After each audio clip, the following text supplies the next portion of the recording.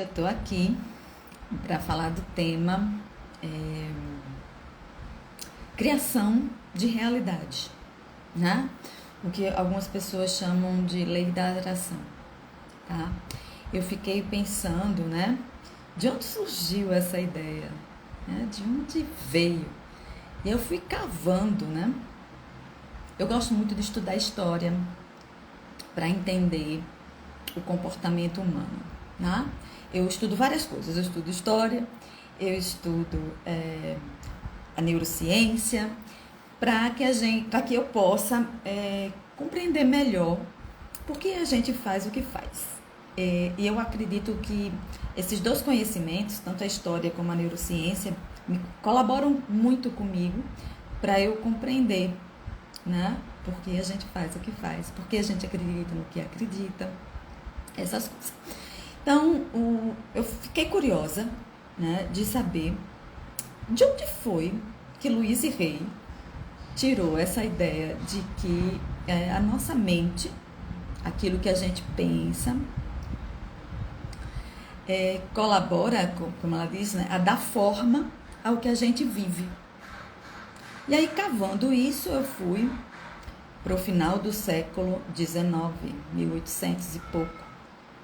1800 e muito, né? Quase século XX já. Um grupo de americanos que tinha um cara chamado Kimby, acho que é isso, deixa eu ver aqui, eu anotei. Phineas Kimby, que era um hipnólogo também, né? Que trabalhava com uma coisa chamada mesmerismo, que é de um alemão do início do século XIX, chamado Mesmer, que intuiu lá uma coisa chamada magnetismo animal, e ele acreditava, o Mesmer acreditava, e tentou implantar isso, tentou provar isso, mas não conseguiu, tá? Que nós tínhamos um fluido que, ao concentrar e tocar nos outros, a gente ajudava o corpo do outro a se curar.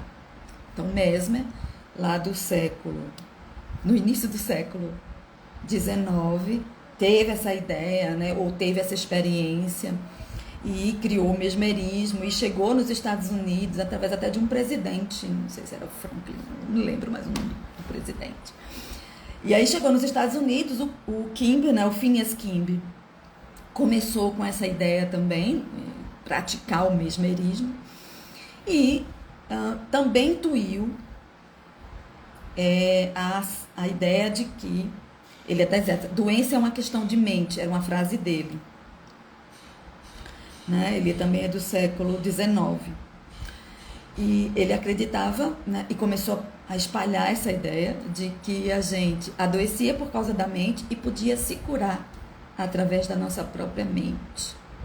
Com isso, com essa ideia que foi tocando outras pessoas, foi criado um movimento espiritualista, vamos dizer assim, chamado Novo Pensamento.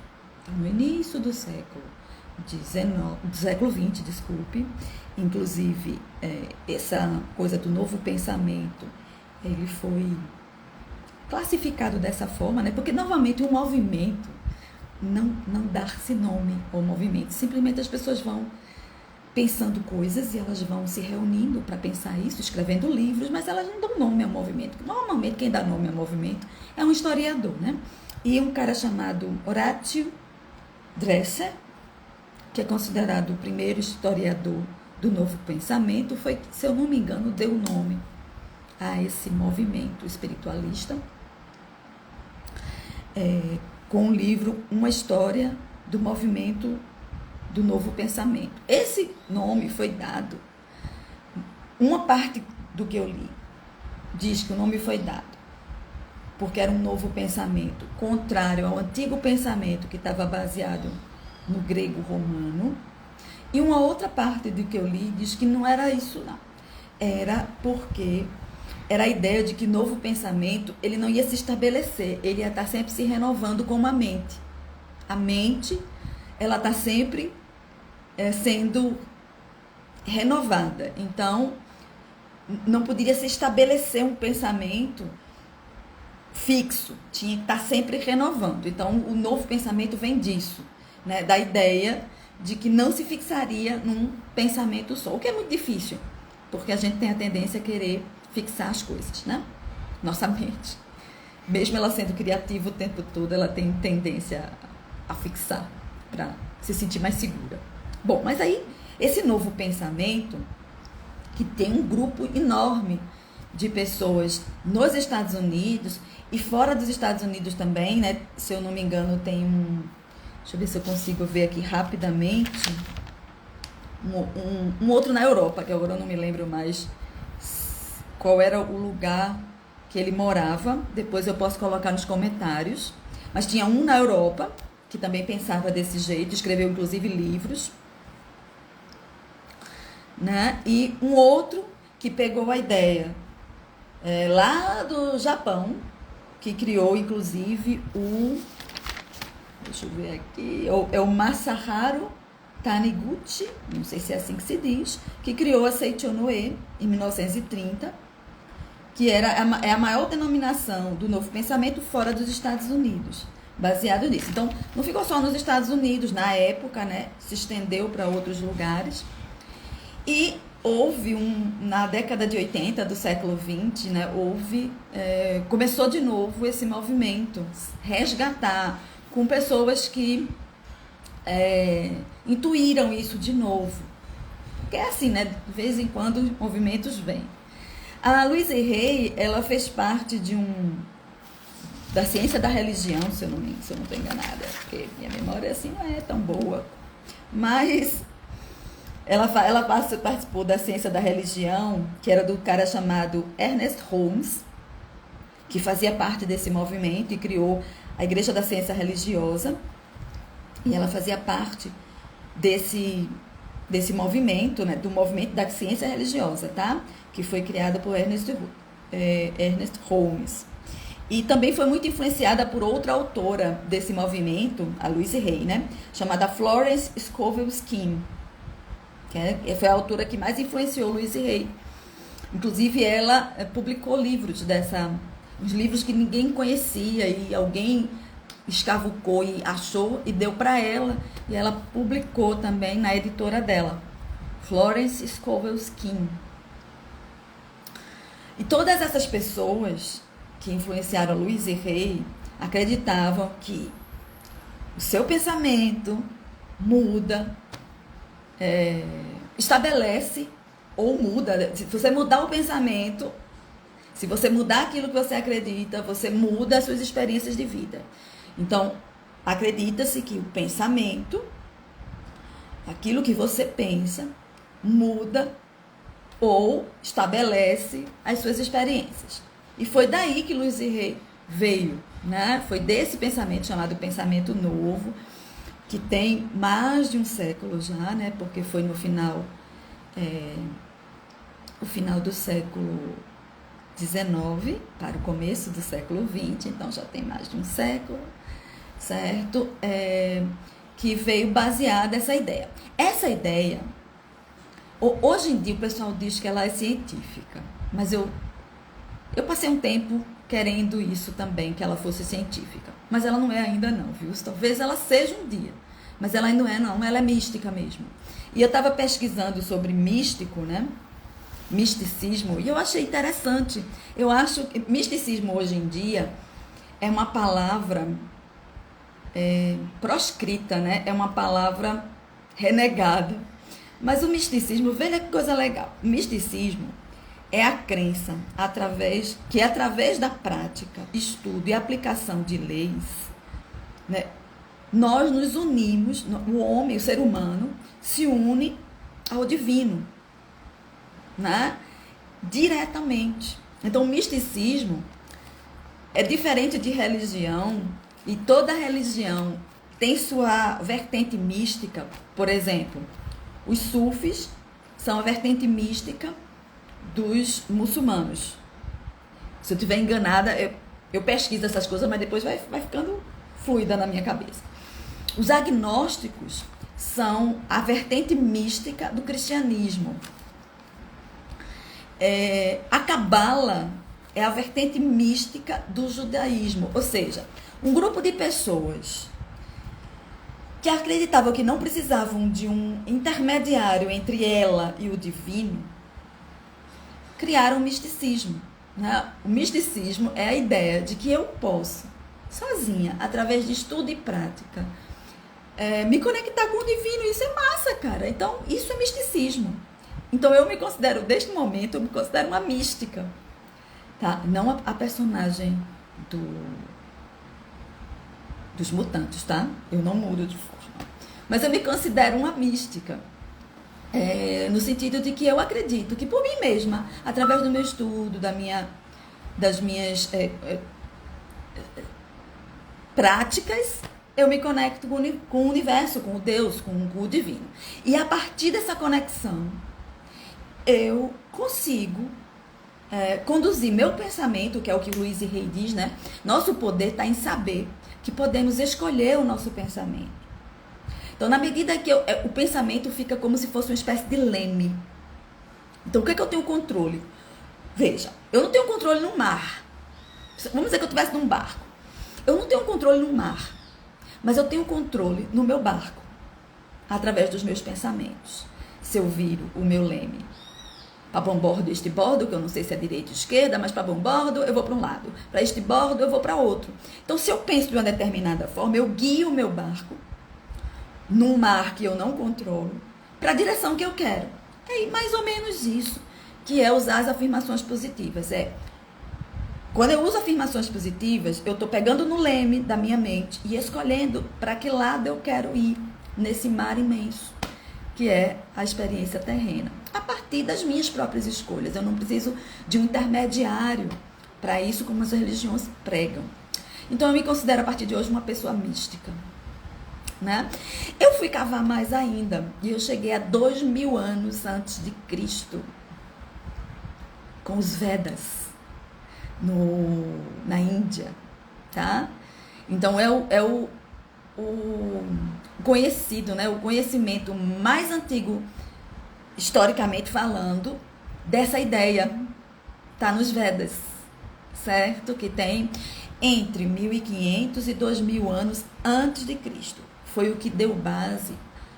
Os Vedas foi o que deu base. O conhecimento dos Vedas, que era um conhecimento oral, ele passou a ser escrito depois. Então, o que a gente tem, que são os Vedas, são 4 livros, e tem os Upanishads, que também são bastante conhecidos, que são extensões dos Vedas, dos 4 livros do Veda, e são o conhecimento mais antigo que a gente tem. Na Índia, no Ocidente, a gente vai para o Egito, que foi unido ao grego e ao romano e foi trazido para o Ocidente. Então, do Ocidente, o misticismo ocidental tem mais a ver com essa ideia do deus Thoth, que era o deus da sabedoria do Egito, com Hermes, que era o deus também do conhecimento, né?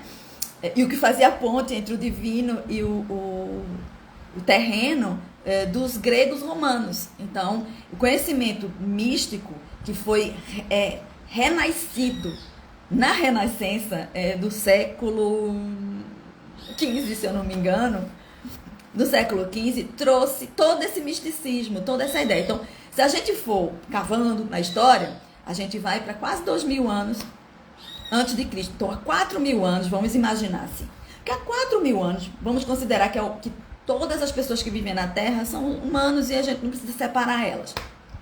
Então, essa ideia que a gente pode chegar ao divino através das nossas próprias práticas, meditações, estudos, sozinhos, entre eu e Deus. E a partir daí nós podemos manifestar, criar as nossas experiências, como diz na Bíblia, né? Nós somos imagem e semelhança do divino, ou seja, nós podemos criar também, né? Deus cria e nós também criamos. Nós criamos uma parte da nossa experiência. Essa ideia tem 4000 anos, cara, tá?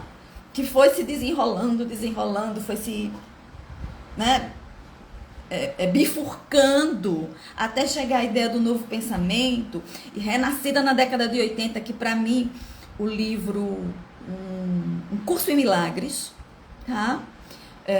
na década de 70 para 80, foi que deu start novamente nisso. Porque, é assim, de vez em quando essa ideia dorme, e depois ela acorda de novo, ela dorme, e ela acorda de novo. Então, mais recentemente, foi na década de 70, junto com os hippies, tá? Que começou a se intuir de novo. E aí veio e Louise Hay pegou essa onda, né? Da década de 80. Ela também leu o livro, estudou também Um Curso em Milagre, mas ela não... de onde ela pegou mesmo a ideia, tá nessa ciência da Igreja da Ciência Religiosa, do Ernest Holmes, que veio do pensamento novo, né, do final do século XIX para o início do século XX. E tem muita coisa, é porque eu preciso ler mais para poder falar sem precisar estar olhando isso. Eu posso organizar isso melhor, mas eu queria gravar um vídeo hoje. E eu acho que, para ter uma ideia de como essa ideia começou, eu acho que já tem, né? Vamos lá. A ideia que veio de Louise Hay está baseada nesse novo pensamento da Igreja da Ciência Religiosa com o Ernest Holmes, que veio do Phineas Quimby, certo? Mas o Phineas Quimby não saiu disso sozinho, assim. Ele tinha contato, né, com o mesmerismo, certo? Que era alemão.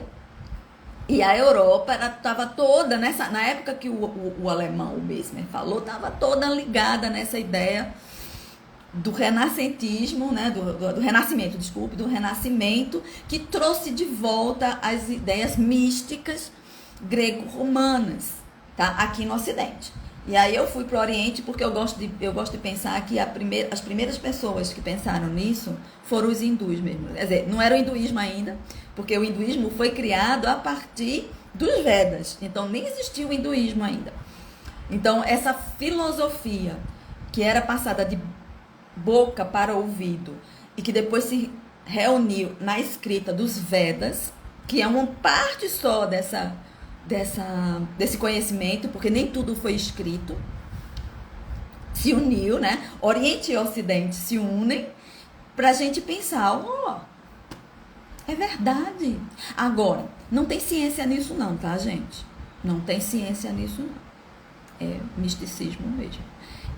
É experimentar para ver. É empírico, não é científico. Por que eu digo que é empírico e não é científico?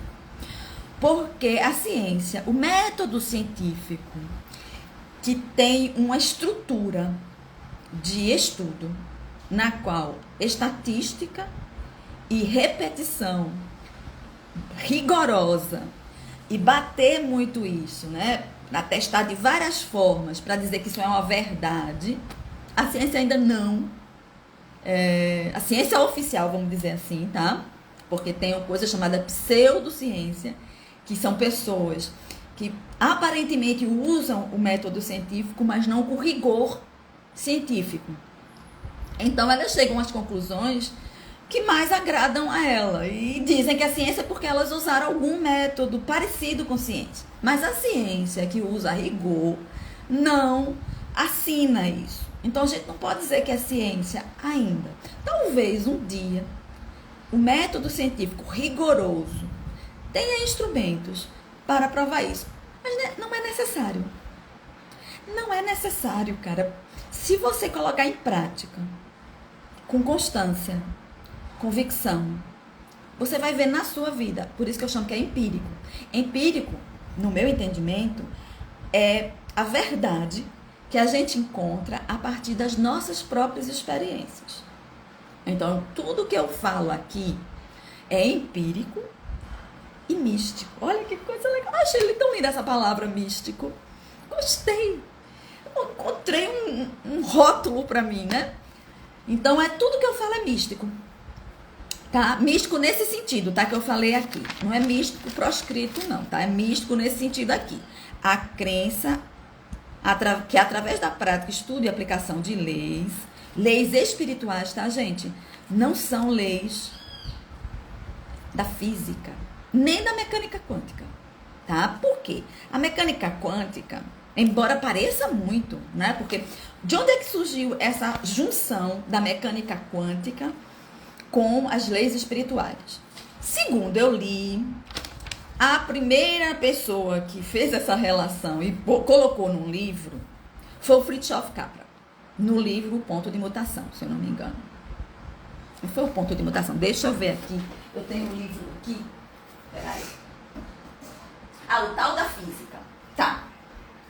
O Tal da Física, não foi O Ponto de Mutação. Eu li O Ponto de Mutação e li O Tal da Física, mas assim, foi no Tal da Física que ele começou a fazer uma junção entre os conhecimentos da mecânica quântica com as ideias espirituais. E tem relação mesmo, parece muito. Mas veja, o pessoal da mecânica quântica não valida os conhecimentos místicos, religiosos, a partir do conhecimento quântico, tá? Não. Quem faz isso é um grupo de físicos, inclusive. Nele tem o Amit Goswami, por exemplo. Ele é físico mesmo. Não é mentira, não. Só que ele não representa mais, né, o mundo da mecânica quântica. Ele está num outro lugar, certo? Então, inclusive, chamam misticismo quântico, tá? A ciência oficial, vamos dizer assim, racional, materialista, que é a que tem validade como ciência ainda, considera as pessoas que trabalham com os conceitos e as teorias da mecânica quântica relacionando ao mundo espiritual, eles chamam de misticismo quântico. Pseudociência. O que é pseudociência? Pseudociência é quando as pessoas usam parte dos métodos científicos, mas não rigorosos como deve ser o método científico, para dar comprovação às teorias. Qualquer teoria. Não precisa ser só as espirituais, não, tá? Então, na ciência tem o chamado pseudociência, tá? Que não é considerado ciência de verdade, tá? Porque as pessoas que trabalham com a ciência mais rigorosa, vamos colocar assim, não abarcam isso. Isso desqualifica o Amit Goswami, por exemplo? Na minha opinião, não, tá? Não desqualifica ele. Eu acho que ele é um homem honesto, certo? Que está sendo guiado pela intuição dele. E pronto, está escrevendo livros, fazendo essa relação. Mas não é ciência, não. Tá? Não é ciência, não. Pode ser que seja um dia. E pode ser que a gente agradeça muito o Amit Goswami e seus colegas desse misticismo quântico no futuro, que possam fazer essa ligação entre espírito e matéria no mundo da ciência. Mas, por enquanto, isso não existe, tá? Então, tá tudo bem, cara. Eu tô tranquila em trabalhar com algo místico neste momento, tá? Eu não preciso da comprovação científica, não preciso da validação científica, eu não preciso mais da chancela da ciência para dizer o que eu posso viver. E eu vivo isso agora, nesse momento. Então, não preciso da ciência para dizer, olha, o que ela está dizendo é verdade, tá? E aí eu penso que eu convido todo mundo a experimentar. É o que eu aprendi na yoga. Na yoga, se dizia assim, não acredite em nada que o mestre fala. Simplesmente põe em prática.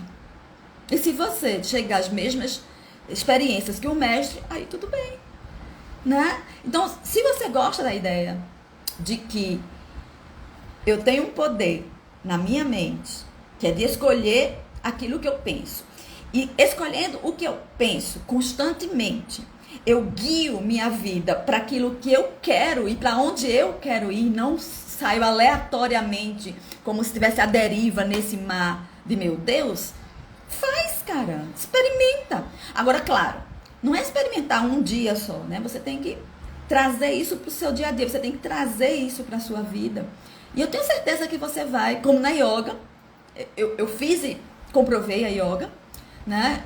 Os ditames da yoga eu comprovei. Você vai ver que isso é real, né? E aí você não precisa da ciência. A ciência é algo externo a você. Por que um grupo de pessoas tem mais poder de dizer o que é verdade na minha vida do que eu? Não quero. Eu sou o único poder da minha vida, como diz Luiz Rey.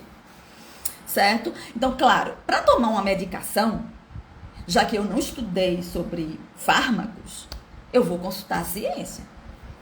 Claro. Mas para escolher coisas na minha vida, cara, do que eu quero acreditar, do como eu quero viver, não preciso da ciência para isso não, tá?